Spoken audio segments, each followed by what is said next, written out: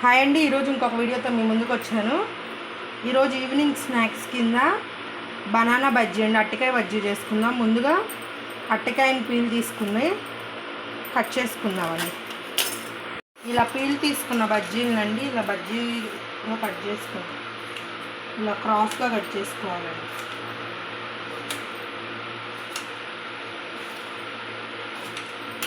ఇలా ఈ షేప్స్లో కట్ చేసుకొని వాటర్లో యాడ్ చేసుకోవాలి.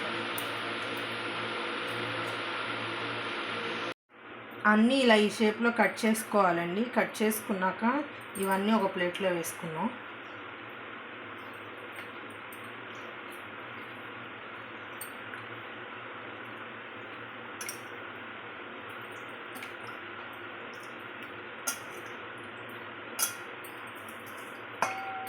ఇప్పుడు దీనిలో ఉప్పు, కారం, కొంచెం పసుపు వేసి కలుపుకుందామండి.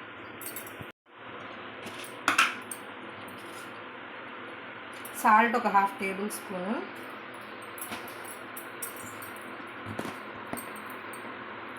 కారం ఒక 1/2 టేబుల్ స్పూను వేసుకొని బాగా కలుపుకుందామండి. ఇలా బాగా ఉప్పు, కారం, పసుపు ముక్కలకు పట్టేటట్టు కలుపుకొని ఇది పక్కన పెట్టుకొని ఇప్పుడు శనగపిండి కలుపుకుందామండి.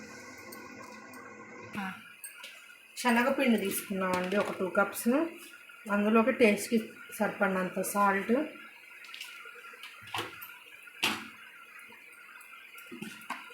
కొంచెం కారం,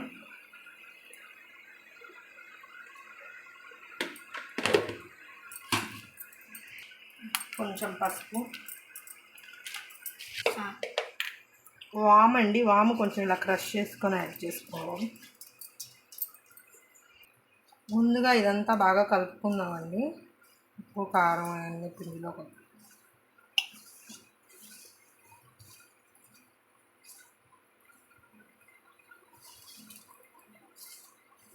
ఇప్పుడు ఇందులో వాటర్ వేసి పలుచగా కలుపుకుందాము.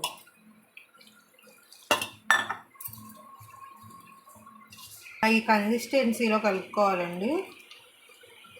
మరీ పలుచగా కాదు, మరీ మందంగా కాదు, ఇలా కొంచెం జారుడుగా కలుపుకోవాలి. ఇప్పుడు స్టవ్ ఆన్ చేసుకోనండి. ప్యాన్ పెట్టి ప్యాన్లో ఆయిల్ వేసుకొని ఆయిల్ బాగా హీట్ అవ్వాలండి. ఇప్పుడు ఆయిల్ బాగా హీట్ అయిందండి. మనం బజ్జీ వేసుకుందాం. ఇందాక మనం కట్ చేసి పెట్టుకున్న బనానా అవి ఇందులో వేసి బజ్జీ వేసేస్తాం. ఇలా 2 ఫింగర్స్తో ఇలా డిప్ చేసి వేసేసుకోవటం.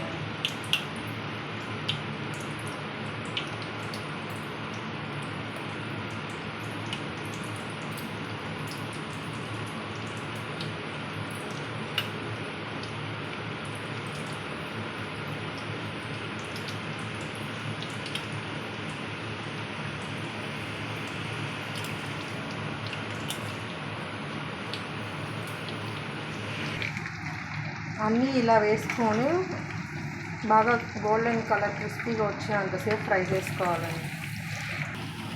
ఇలా గోల్డెన్ కలర్ వచ్చినాక తీసేసేయడం.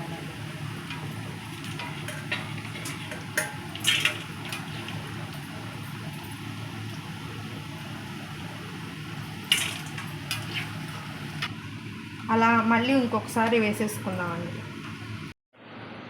అంతేనండి, ఎంతో టేస్టీగా ఉండే అరటికాయ బజ్జీ రెడీ అయిపోయింది. ఈ వీడియో కనుక మీకు నచ్చినట్లయితే లైక్ చేయండి, షేర్ చేయండి, సబ్స్క్రైబ్ చేయండి.